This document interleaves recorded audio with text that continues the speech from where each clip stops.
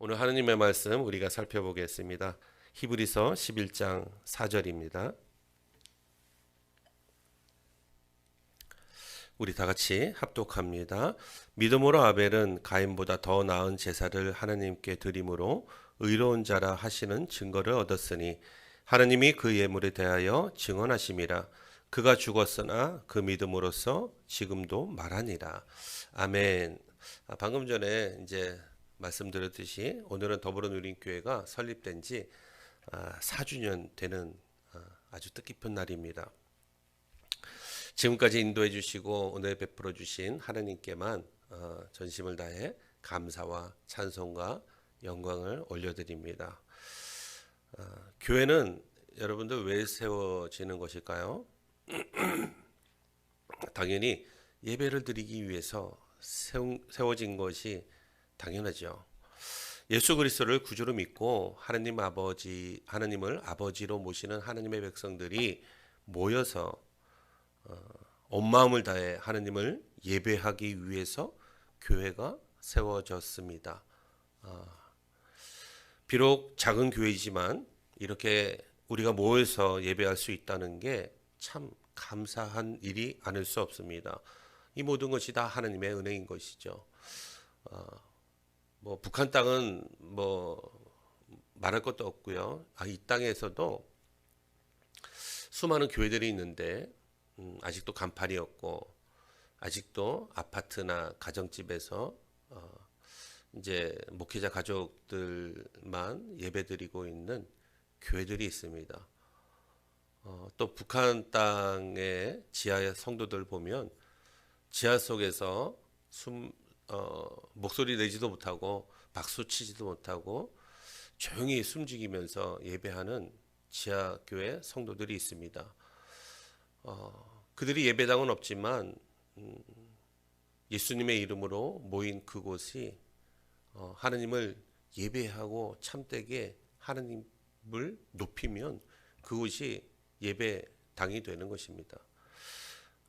그런데 비해서 우리는 어떻습니까? 비록 공간은 작지만 작다면 작고 이제 크다면 큰데요.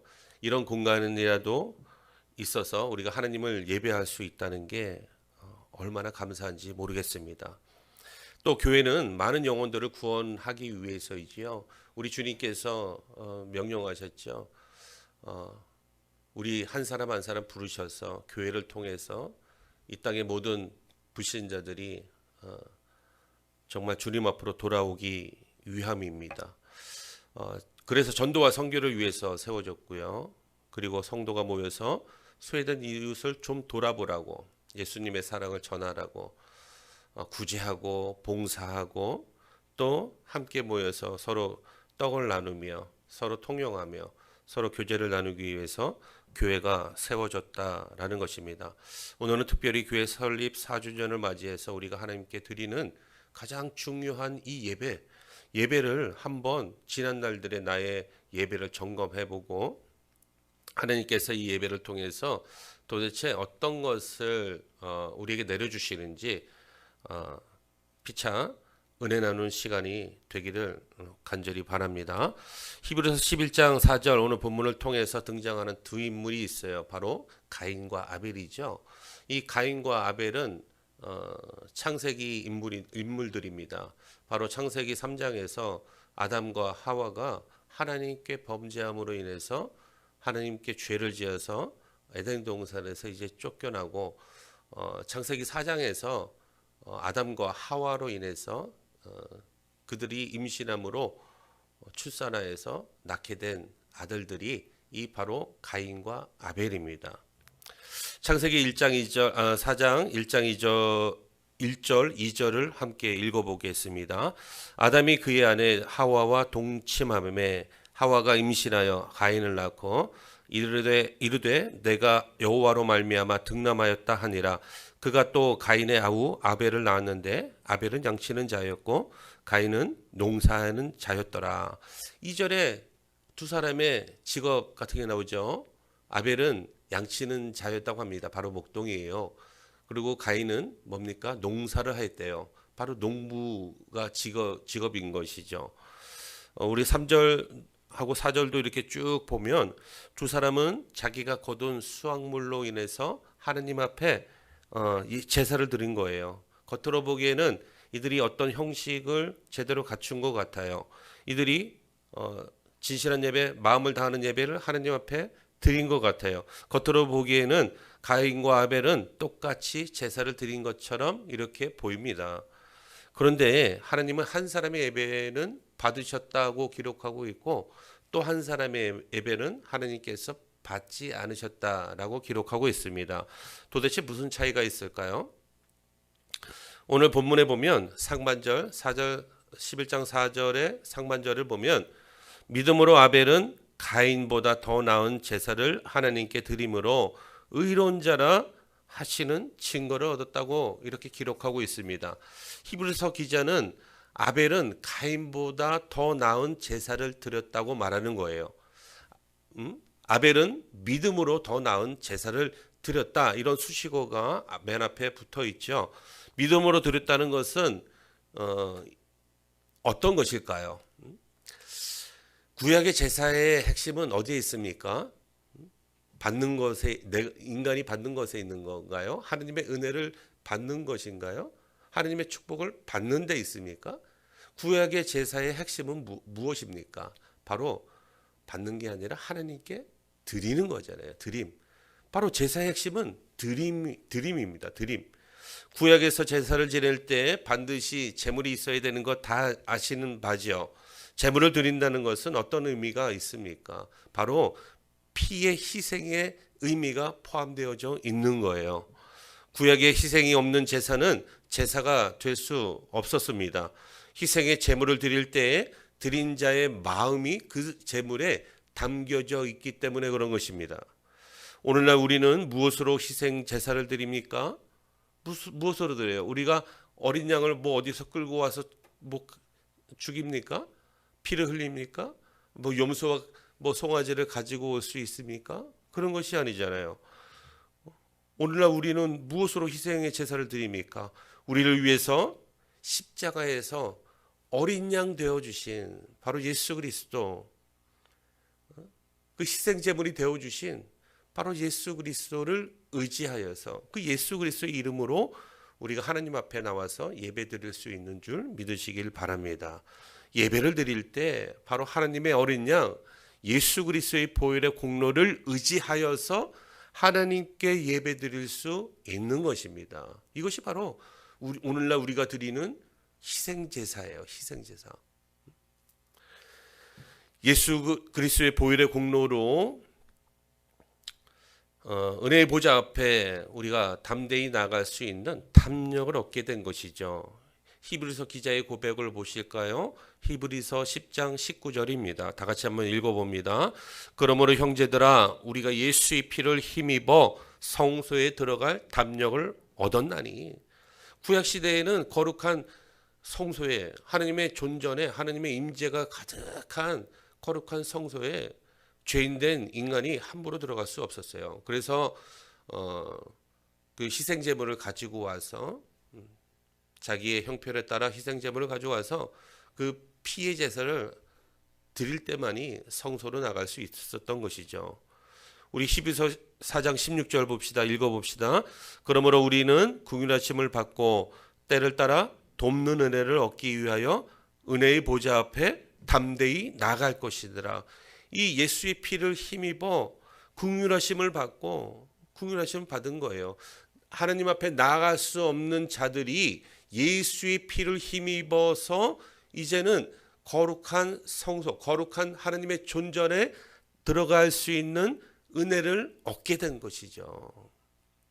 성소에 들어갈 담력을 얻게 된 것입니다.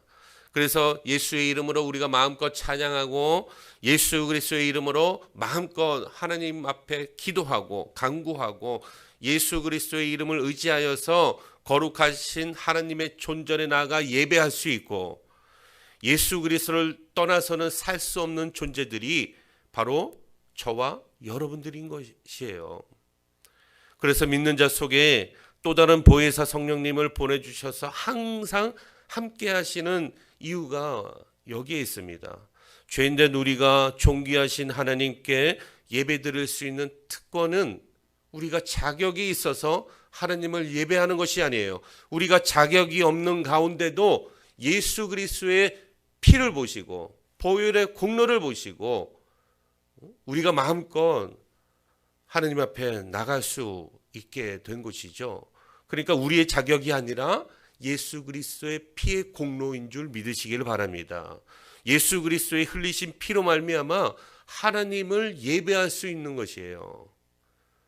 여러분, 창조주 하나님과 피조물인 우리가 어떻게 하나님께 나갈 수 있습니까? 피조물은 피조물인 것이에요.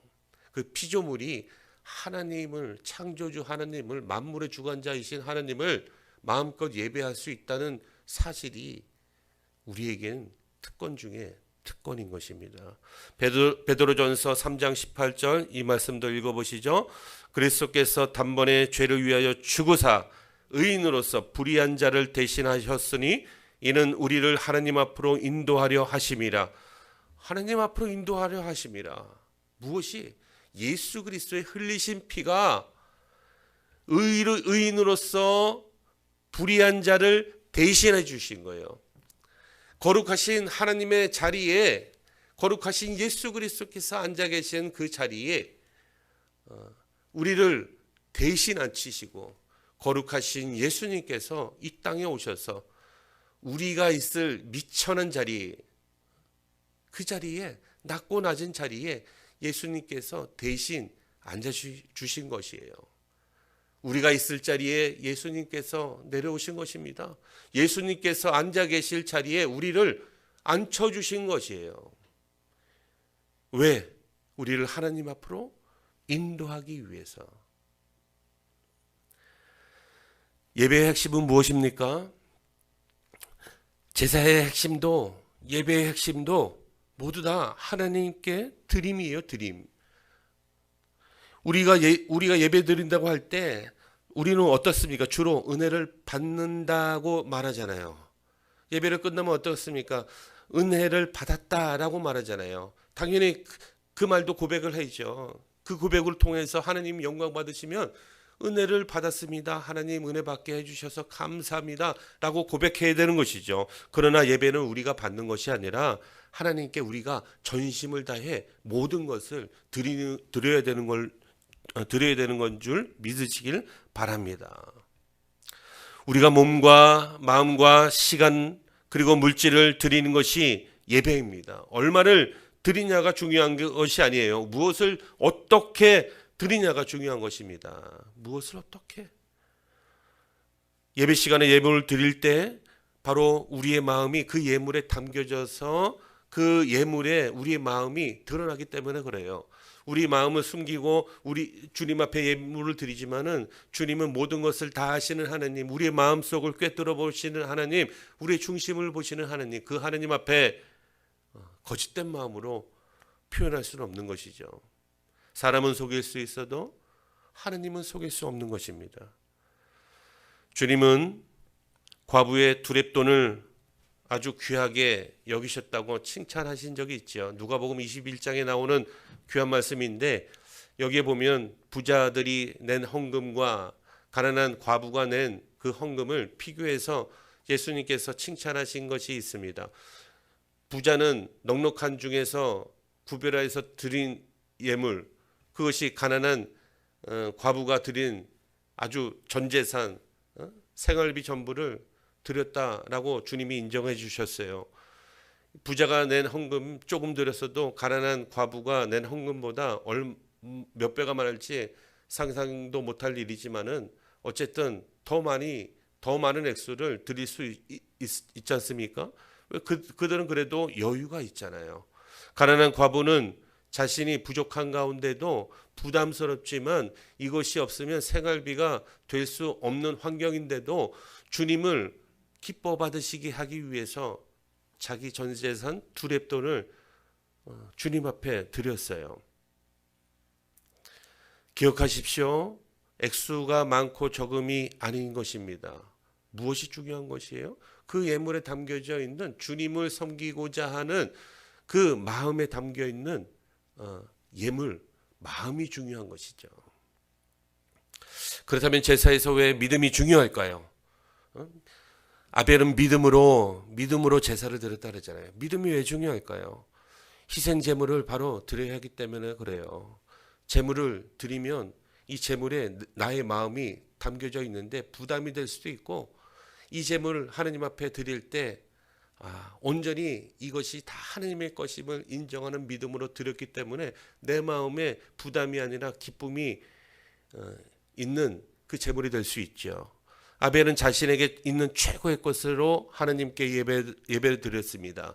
잠언 3장 9절에 보면 내 제물과 내 소산물의 처음 익은 열매로 여호와를 공경하라. 이 말씀 그대로 아벨은 자신의 제물과 자신의 소산물의 처음 익은 열매로 하나님 앞에 나갔어요. 여기 형식을 갖추고 주님을 예배했습니다. 형식뿐만 아니라 이곳에 진실한 예배가 담겨져 있는 거예요. 오늘날 우리도 마찬가지 아닙니까? 예배를 드리는 데 있어서 우리의 최고의 것으로 드려야 되는 것입니다. 우리의 시간을, 아주 소중한 시간을 주님 앞에 쪼개서 나와서 드리는 것. 우리의 마음을 다하고 우리의 물질로도 구별해서 주님 앞에 섬기는 것. 나의 바쁜 일을 다 보고 나서 시간이 남아서 예배 드리는 것은, 그것은 진실한 예배가 아니죠. 진정한 예배가 될 수 없습니다. 바쁜 일이 있어도 다 제쳐두고 하나님께 예배 드리는 것이 진정한 예배입니다. 예배는 자신이 차선이 될 수 없어요. 예배는 우리 인생에서 최우선이 되어야 하는 것입니다. 왜 그렇습니까? 하나님이 우리 인생의 주관자이시기 때문에 그렇습니다. 하나님이 우리의 주인 되시기 때문에 그래요. 내 인생 내 맘대로 할 수 있다는 생각, 그 생각은 불신앙적인 생각입니다. 하나님을 인정하지 않는 불신앙이에요. 우리가 드리는 헌금도 마찬가지입니다. 가인처럼 마지못해서 드리면 그것은 예물이 될 수가 없는 것입니다. 물질도 정성껏 하나님께 드려야 하는 것입니다. 헌금 드리는 우리 이 행위, 예배 가운데 헌금 시간이 있는 것, 이것은 모든 것은 다 하나님의 것입니다 라고 인정하는 우리의 신앙 고백이 담겨져 있는 줄 믿으시길 바랍니다. 때로는 주일 예배를 드리는 것 때문에 금전적 손해를 볼 수도 있지만, 그럼에도 불구하고 예배를 지키는 것이 온전한 믿음의 행위인 줄 믿으시기 바랍니다. 제사를 드리는 사람은 제물을 통해서 하나님에 대한 마음을 드러내게 되어 있습니다. 히브리서 11장 4절 오늘 본문 하반절에 보시면 하나님이 그 예물에 대하여 증언하십니다. 아벨의 제사와 아벨의 예물에 대해서 증언하셨대요. 하나님은 아벨이 드린 그 예물을 기뻐 받으셨다라고 말합니다. 아벨은 최고의 정성과 희생의 제사를 드렸기 때문에 하나님께서 기뻐 받아 주신 것입니다. 주일날 예배 드릴 때 우리의 몸만 온 것이 아니죠. 우리의 마음도 왔습니다. 그리고 마음만 온 것도 아닙니다. 물질로도 표현되는 것입니다. 특히 오늘날 물질은 예배의 가장 중요한 요소 중에 하나라고 할 수 있습니다. 예수님께서 마태복음 6장 21절에 이렇게 말씀하셨습니다. 내 보물이 있는 곳에, 있는 그곳에는 내 마음도 있느니라. 왜 이렇게 말씀하셨을까요? 우리가 중요하게 생각하는 그곳에 우리의 마음이 가 있기 때문에 그래요. 요즘 헌금 설교를 하면 예민하게 반응하는 사람들이 종종 있습니다. 왜 헌금 설교에 그렇게 예민하게 반응을 할까요? 그 헌금에, 그 물질에 내 마음이 더 가 있기 때문에 그런 거예요. 나를 구원해 주신 하나님의 은혜에 마음이 더 가 있다면 내가 드려지는 그 물질을 하나도 아깝지 않게 생각하는데, 하나님의 은혜보다, 하나님께서 베풀어 주신 은혜보다 나의 물질의 마음이 더 가 있기 때문에 그런 것이죠. 이거 내면, 이거 드리면 내 용돈이 좀 줄어들 텐데 아까운 거죠. 이거 내면 한 달 생활비가 빠듯해질 텐데 아까운 거예요. 이 물질을 드리면 한 달 못 버틸 것 같은 생각이 들기 때문입니다. 더 애착이 가기 때문에 그래요. 하느님보다 물질을 더 사랑하기 때문에 예민하게 반응하는 것입니다. 하느님은 우리의 마음을 보시는 하나님이세요. 우리의 중심을 보시는 하나님이십니다. 4절을 다시 보면 아벨은 자기의 양의 첫 새끼와 그 기름으로 드렸더니 여호와께서 아벨과 그의 제물은 받으셨으나, 이렇게 말씀하고 있죠. 하나님은 제물뿐만 아니라 아벨과 그의 제물이라고 하셨습니다. 아벨과 그의 제물. 그러니까 아벨만 받으신 것도 아니고 그의 제물만 받으신 것도 아니고 아벨과 그의 제물을 하나님께서 받으셨다 말씀하는 거예요. 아벨과 제물은 분리되어 있지 않고 하나로 받으셨다는 것입니다. 왜 그렇습니까? 그 제물에 아벨의 마음도, 우리가 드리는 예물에 우리의 마음도 담겨져 있기 때문에 이것이 하나라는 거죠.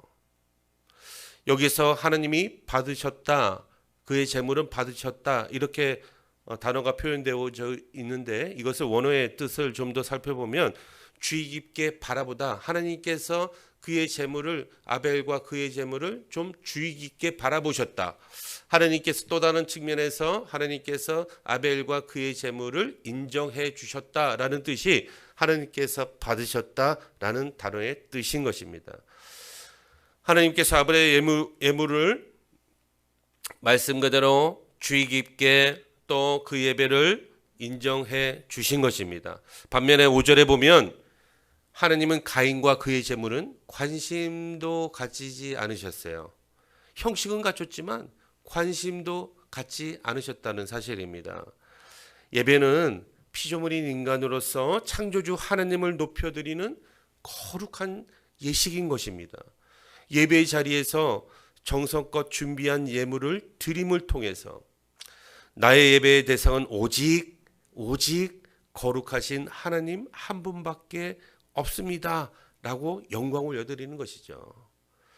나의 예배를 통해서, 나의 예물을 통해서 하나님 기뻐 받아 주시옵소서, 나의 예배를 받아 주시옵소서, 나의 예배를 주의 깊게 바라보시옵소서, 나의 예배를 인정해 주시옵소서 라고 하나님 앞에 나 자신뿐만 아니라 나의 예물까지도 드림으로 영광을 올려드리는 것입니다. 그런데 가인의 제사는 왜 실패했을까요? 하나님에 대한 잘못된 인식 때문에 그랬어요. 하나님에 대한 잘못된 태도 때문입니다. 가인은 믿음으로 제사를 드리지 않았다는 것이에요. 자기 마음대로 제사를 드렸다는 것입니다. 죄란 무엇입니까? 하나님의 방식이 아닌 자기 멋대로, 자기 마음대로 하고 싶은 대로 하는 것을 죄라고 합니다. 하나님 선에서, 말씀에서 벗어난 것을, 하나님 기준에서 벗어난 것을 바로 죄라고 말하는 거예요. 가인은 하나님이 원하는 방식이 아니라 자기가 원하는 방식대로 예배를 드린 것입니다. 예배 형식을 갖췄긴 갖췄지만 자기가 편한 대로 예배를 드리고 자기가 만족해하는 예배를 드리고자 했던 것입니다. 바로 이게 가인의 예배예요. 하나님께서 돈이 필요합니까? 하나님께서 물질이 필요하십니까? 아니죠.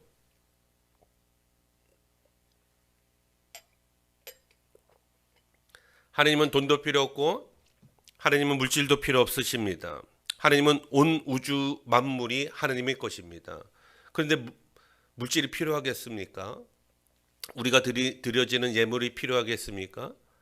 하나님은 그런 것이 필요 없으세요. 하나님은 그 예물을 통해서 그 사람의 마음을 보시는 거예요. 그 사람의 믿음을 보시는 것입니다.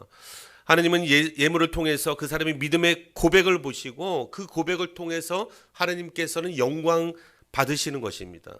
그렇다면 예물은 도대체 어디에 쓰이는 것일까요? 하나님이 받으시지 않는 예물, 우리가 교회에 나와서 예배 때마다 왜 예물을 드립니까?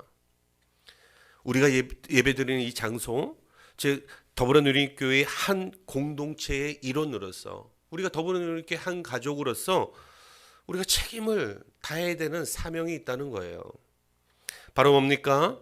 성도는 교회 운영에 필요한 모든 것들, 그 다음에 예배 환경에 필요한 모든 것들, 교회에서 각종 행사를 하는 것, 구제하고 선교하고 봉사하는 모든 것들, 그 필요한 모든 것들, 그리고 목회자의 기본적인 생활에 뭐 기본적인 생활을 돕는 것, 이런데 우리가 우리가 하나님께 드리는 예물이 쓰인다는 것이죠. 이것이 성도의 기본이요, 성도라면 해야 될 몫이요, 이것이 성도의 섬김인 것입니다. 이것을 통해서 하나님은 예배로서 기뻐 받아 주신다는 것이죠. 우리가 기억할 것은 하나님은 재물보다 예배자의 그 마음에 관심이 더 있다는 사실입니다. 가인은 재물을 드렸지만 그 마음에 하나님이 없었던 것이에요. 하나님은 예배자의 마음을 아시는 분이시죠. 진실한 예배인지, 그것이 마음을 다해 진실하게 예배 드리는 그것인지 거짓된 예배인지 하나님은 누구보다도 더 잘 알고 계십니다. 형식도 중요하지만 마음이, 그러니까 더 중요한 거예요. 마음이 빠진 형식은, 이것은 의미가 없는 것이죠. 가인은 자기 마음대로 되지 않자 어떻게 했습니까? 하나님께서 이 자기 제사를 받아주지 않자 어떻게 반응했습니까? 5절, 창세기 4장 5절을 보시죠. 가인은 그의 제물은 가인과 그의 제물은 받지 아니하신지라. 가인이 몹시 분하여 안색이 변하니. 얼굴이 울그락불그락해진 거예요. 여기 안에서 분이 난 것입니다. 화가 난 거예요. 왜 화를 냅니까? 하나님 앞에 예배 드리는데 하나님이 받지 않으셨다면 자기 예배를 점검해 봐야 되는 것이 기본 아닙니까?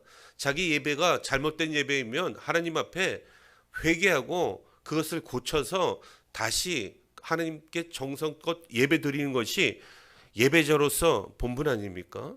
화를 낸다는 것이 무엇을 의미하는 것일까요? 하나님이 예배를 받으셔야지, 내가 드리는 이런 예배를 받으셔야지 왜 안 받으시는 거야? 불평하는 마음이 가인에게 있었던 것이죠. 가인이 아주 많이 착각하고 있습니다. 가인의 교만한 마음이죠. 다시 한번 말씀드리지만 우리 인생의 주인은 누구십니까? 우리 인생의 생사화복을 주관하시는 분은 도대체 누구십니까? 복은 어디로부터 누구에게서 나오는 것입니까? 만유의 주관자이신 하나님으로부터 탈출하는 것이죠. 하나님으로부터 나오는 것이 인생 최고의 복인 줄 믿으시길 바랍니다. 그런데 우리는 종종 내 마음대로 되지 않을 때 우리도 역시 혈기 부리고 화를 내죠. 짜증을 냅니다. 불평합니다. 예배도 잘 드렸는데 왜 하는 일마다 안 되냐고 혈기 부리고 짜증냅니다. 그런 사람들의 특징은 자기중심적이기 때문에 그렇습니다. 가인은 특별히 자기중심적인 사람이었습니다. 하나님마저도 자기가 원하는 대로 자기 마음대로 움직이려고 했던 것이에요. 얼마나 교만하고 오만한 태도입니까? 하나님이 자신의 재물을 받지 않으셨다면 회개해야 정상이죠. 하나님께 예배드리는 것이 무엇이 잘못됐는지 묻고 자신의 잘못을 돌이키고 회개하는 것이 정상적인 삶의 모습인 것입니다. 그런데 가인은 오히려 하나님에게 화를 냈어요. 자신이 하나님께 드리는 제사에는 전혀 문제가 없다고 생각했던 것이죠. 그러나 하나님은 가인의 태도를 알고 계셨습니다. 가인이 예배 드리기 전부터 그 마음속에 담겨져 있는 숨겨진 그 마음에 하나님을 예배했지만 하나님을 예배하는 데 있어서 도대체 이 제물을 왜 드리는 거야? 이런 마음이 담겨져 있지 않았을까요?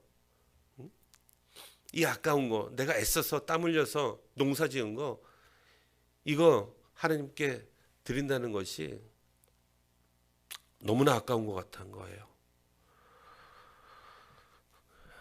우리가 하나님께 드리는 예배는 도대체 어떻게 그럼 드려야 될까요? 요한복음 4장 24절에 예수님께서 이렇게 말씀하셨습니다. 다 같이 한번 읽어봅니다. 하나님은 영이시니 예배하는 자가 영과 진리로 예배할지니라 라고 말씀하죠. 영과 진리로 예배한다는 말씀이 도대체 무슨 말씀일까요? 하나님은 영이시죠. 우리는 육신을 가지고 있는 피조물입니다. 그렇기 때문에 하나님은 영이시기 때문에 피조물의 인간이 하나님을 예배하기 위해서는 영이신 성령 하나님의 도우심을 받아야 되는 것입니다. 성령 하나님의 도우심을 받아야 돼요. 우리 안에 거하시는 내주하시는 성령님의 도우심을 받아서 진리이신 하나님의 말씀을 가지고 그 말씀대로 하나님을 예배해야 되는 것이 오늘 예수님께서 말씀하신 하나님은 영이시니 예배하는 자가 영과 진리로 예배할지니라 이 말씀인 것입니다. 말씀이 빠진 예배는 예배가 아니에요. 성령 하나님의 도우심을 구하지 않는 예배는 예배가 아닌 것입니다. 성령 하나님의 도우심을 구하고 하나님의 진리의 말씀 가운데 드리는 예배, 그것이 참된 예배인 줄 믿으시기를 바랍니다. 하나님께 드리는 예배는 내 마음대로 내가 편한 대로 시간이 나면 드리는 것이 아닙니다. 예배 드리는 장소가 좀 불편해도 내일이 아무리 바쁘고 바빠도 수억 원을 손해볼지라도 하나님을 예배하는 시간을 절대 놓쳐서는 안 돼요. 하나님을 예배하는 시간을 절대로 포기해서는 안 되는 것입니다.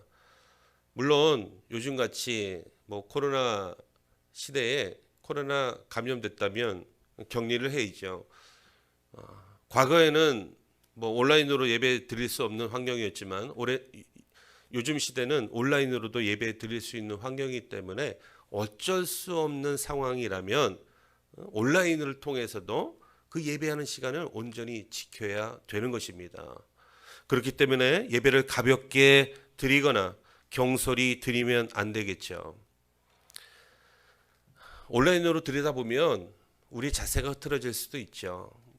예배 드리다가 화장실 갔다 올 수도 있고, 예배 드리다가 딴짓할 수도 있고, 예배 드리다가 초인종 울리면 택배를 받으러 나갈 수도 있고, 주일날 택배 오는 것은 없지만, 하여튼 예배 드리다가 TV를 잠깐 본다든지, 온라인으로 드려지는 예배가 다 그렇다는 것은 아니지만 우리의 시선이, 우리의 마음이 다른 곳으로 분산되기 쉽다는 것이에요.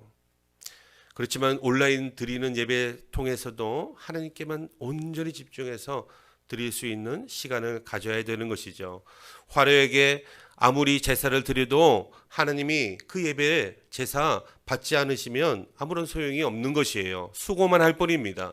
우리 편에서 무엇을 드리는 것이 아닙니다. 하나님이 받으시는 예배, 마음을 다해 드리는 예배, 그것이 진실한 예배인 줄 믿습니다. 그것이 중요한 것이에요. 예배를 드릴 때 무엇에 관심을 두어야 합니까? 내가 얼마나 은혜를 받아야 할 것인가? 그 설교가 내 마음에 드는 설교인가? 내 마음에 감동이 되는 설교인가? 나에게 그 설교가 유익한가? 여기에 목적을 두면 마음이 딴 곳에 가 있는 거예요. 이런 것이 예배의 목적이 아닙니다. 예배는 전적으로 하나님께 집중해서 드리는 시간입니다. 나의 시간이 아니라 하나님의 시간인 것이에요. 예배는 나의 만족이나 기쁨을 얻는 것이 목적이 될 수 없습니다. 그리고 그런 예배들은 하나님이 기뻐 받으시지 않는다는 거예요. 하나님만 온전히 기뻐 받아 주시고 하나님만 온전히 영광 받아 주시는 예배를 드릴 때 그 예배를 받으시는 하나님께서 한량없는 은혜를 우리 한 사람 한 사람에게 쏟아부어 주시는 줄 믿으시기를 축복합니다. 우리는 하나님이 누구신지 분명히 알고 있어야 됩니다. 또 나의 위치, 내가 누구인지를, 나의 신분을 정확히 알 때 하나님 앞에 진실한 예배를, 참된 예배를 드릴 수 있게 됩니다. 아벨과 가인의 차이는 누구에게 초점을 맞추고 예배를 드느냐는 차이지요. 아벨은 누구에게? 하나님께 초점을 맞췄습니다. 가인은 누구에게? 하나님께? 아니요. 가인은 자기 자신에게 초점을 맞추고 자기 중심적 예배를 드렸다는 것이에요. 가인이 형식을 갖춘 것처럼 보여요. 그렇지만 가인은 자기 자신만의 예배를 드렸던 것이에요. 자기가 만족한 이 정도면 흡족한 예배, 그 자기 중심적 예배를 드렸다는 것입니다. 사랑하는 성도 여러분, 말씀을 맺겠습니다. 더불어누린교회가 설립된 지 벌써 4주년이 됐어요.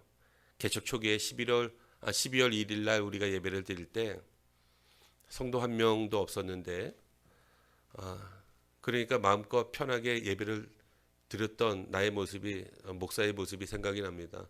그러다가 어떤 성도가 한 사람 딱 들어왔는데 왜 이렇게 심장이 떨리는지 두근두근대고, 저 사람은 도대체 왜 했을까? 목사가 이런 소리를 하고 있었어요. 그런 가운데 하느님께서 또 더불어누린교회에 붙여주시는 성도들이 있었습니다. 일부 예배 때도 참 귀한 자매가 한 사람 왔어요. 물론 원주로 여행 왔다가 친구는 자고 믿지 않기 때문에 그 친구는 재워놓고 자기 혼자 하나님을 예배하기 위해서 그 예배하는 자리에 예배 시간에 나온 것이에요. 얼마나 그 모습이 이쁜지. 이 자리에 하나님을 예배하기 위해서 나온 여러분들의 바쁜 일, 중요한 일, 또 좀 쉬었으면 하는 그런 마음, 그 모든 일을 다 제쳐두고 이 자리에 나와서 하나님을 예배하는 여러분들이 얼마나 귀한지 모르겠습니다. 마음껏 예배할 수 있는, 마음껏 찬양할 수 있고 하나님 앞에 엎드려 기도할 수 있는 이 더불어누린교회를 우리에게 허락해 주신 것이 얼마나 감사한지 모르겠습니다. 물론 3년 동안이나 코로나19로 인해서 교회로서 할 일은 제대로 못한 그런 공백 기간이 있지만, 그것은 우리 교회뿐만 아니라 한국 교회에 있는 모든 교회들의 현실일 것입니다.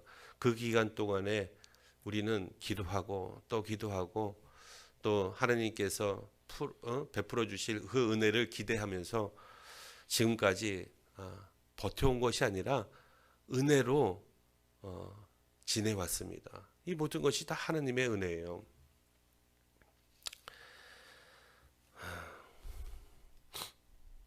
우리가 하나님께 앞으로 지금까지도 예배 드렸지만 하나님께 앞으로 더 나은 예배, 마음을 다한 예배를 드려보시길 원합니다.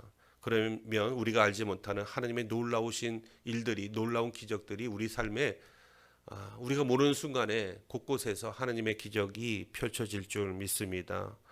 하나님의 임재를, 거룩한 임재를 경험하게 될 줄로 믿습니다. 우리가 예배 시간에 거룩하신 하나님을 만나고 가는 시간 되기를 축복합니다. 하나님께 드린 예배 가운데 우리 영혼이 날마다 자유를, 치유함을 얻길 바랍니다.